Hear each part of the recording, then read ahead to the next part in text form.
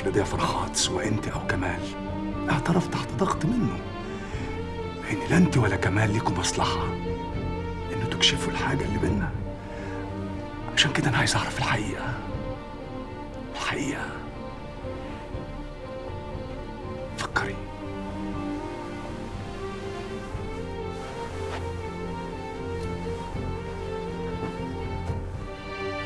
شقتك واسعه مش كده؟ والدور هنا على شقتي صح؟ ايه لازمته السؤال ده؟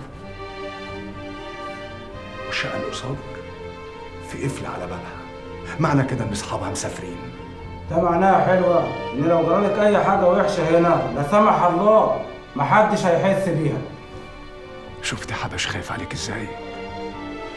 وعد مني هخليكي بره الموضوع وما تخافيش من اي كلمه تقوليها قدامي، حتى لو ضياء فرحات حط الرشاش الآلي على راسي من فوق وقال لي شهيرة قالت لك حاجة، هقول له لا، لا شفتها ولا قالت لي حاجة. والكلمة شرف، لأن الصعيدي شرفه كلمته.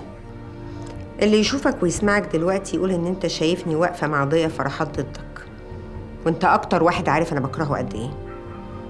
انت جاي بتتشطر على البردعه. أنا عاوز أعرف أنا حمار فيهم اللي شعل الحريقة وأنا هتصرف معاه، ولا في حمار تاني وأنا مش واخد بالي.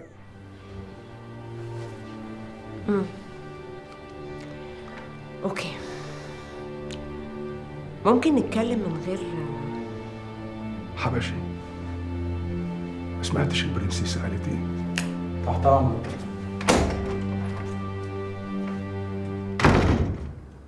أموريني. اظن ما كانش فيه اي داعي للزيطه والزنبليطه اللي انت لسه عاملها دي. ضياء كان دايما بينتصر عليك علشان الاستعراض اللي انت بتحب تعمله، لكن هو لا، تقيل، ما بيتكلمش كتير، ودايما كل حاجه بتعملها بتنزل على فشوش، وانت عارف كده كويس. دليني على الوصفة الصح يا برنسيسة. اول حاجه لازم تعرفها ان ضياء فرحات هو اللي ولع في المخازن بتاعتك. وإيه اللي خلاكي واثقة ومتأكدة كده؟ عشان دي مش اول مره يحاول يعملها، حاول مرتين قبل كده على يدي. اول مره ما كانش متوقع ان 11 من اهله حبايب الحارس يبقوا قاعدين معاه في نوبه الحراسه، وطبعا العمليه اتاجلت. كملي. المره التانيه كانت السنه اللي قبل اللي فاتت. بعتوا للغفير واحده ست شغلته ولهته وجننته، وخدته على عماره بتتبني على الناصيه، وقدرت تشغله فعلا. ولعوا في المخزن، لكن الغفره اللي جنبه لحقوا النار، بس كانت شوهت الواجهه، بس ما حرقتش البضاعه اللي جوه المخزن.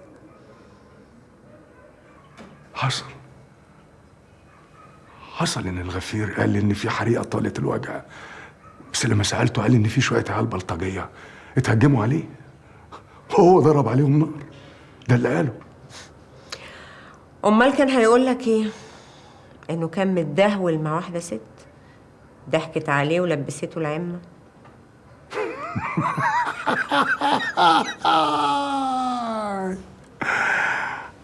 انا طلعت اكبر كرومبا. وبص، شفت بقى انك ظلمتني؟ انا اسف. اسف يا برنسيسه.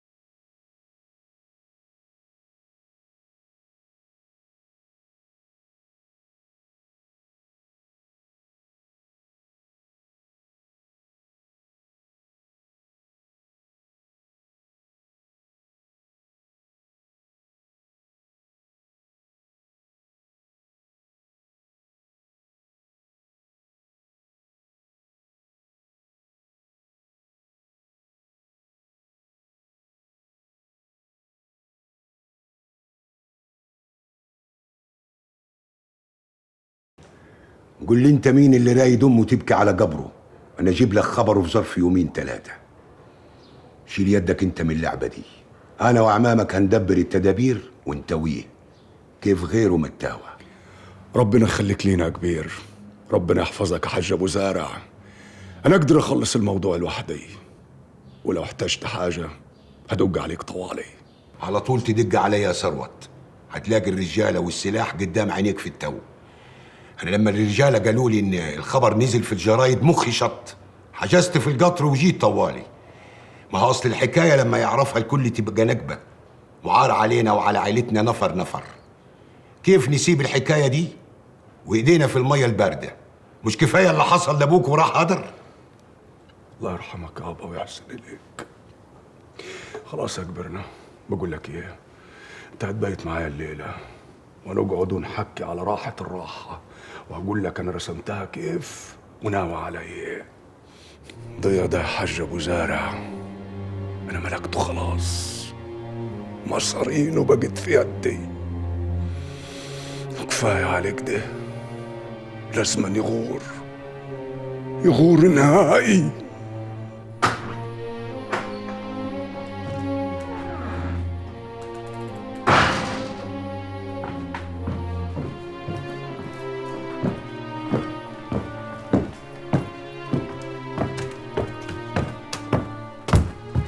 في ايه؟ في حاجة حصلت في الشركة؟ والله مفيش أي حاجة، أنا بس قلقت عليكي قلت أجي أطمن، وبالمرة أقول لك إن أنت وحشتيني أوي. لم نفسك واعرف أنت بتتكلم إزاي. خلاص هتلم علينا الناس. إذا كان ضيا بيه اللي بعتك فاتفضل وأنا هاجي وراك. ما تتفضل ولا أجيب لك حد يشيلك. اوعى ايديا. طب بقول لك إيه؟ أطلع أسلم على الحاج بس أصلها ست بركة. بركة؟ بركة مين؟ هو أنت تعرفها أصلا عشان تسلم عليها؟ بقول لك إيه يا عبيد، أنا عارفة الشويتين اللي في دماغك، شيلهم وبطل تتفرج على أفلام كرتون عشان بتلحس الدماغ. ما بكرة تندم يا دودو. مستفز. مش عرفك إني مستفز؟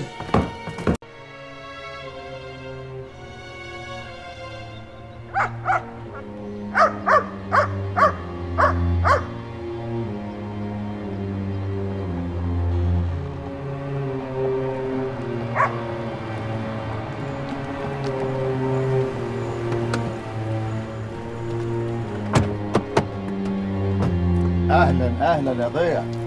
ازيك يا شكر مصر؟ ايه الحكايه؟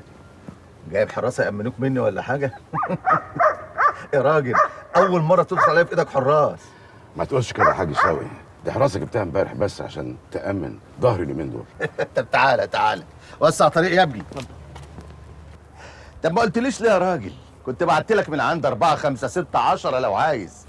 انا عندي كام راس غير اللي جوه، واكلين شاربين نايمين ما وراهمش حاجه. اتفضل اقعد يا ضيع. بس بصراحه بقى انا شايف ان في حد وراك انت قلقان منه ومرعوب كمان. صح، والاحتياط واجب. طالما واخد احتياطاتك منه يبقى انت اللي عامل العمليه، لان هو اللي عاملها كنت اجيب له حد يقتله، مش حد يحرسك ويحميك منه. صح الكلام؟ ما شاء الله على دماغك يا حاج شاوي، ناقص كمان تقول لي على اسمه واسم امه كمان لو حبيت. سعادتك تحب تاخد ايه مع الفطار؟ لا مش عايز فطار، فنجان قهوه او شاي يبقى تمام. لا انت جاي لي على ميعاد فطار يبقى لازم تفطر معايا. بس. ده ما فيهاش كلام. عز نعم. نزل فطار ونزل معاه سبت فاكهه، ضيا بيه يحب ينقنق الفاكهه.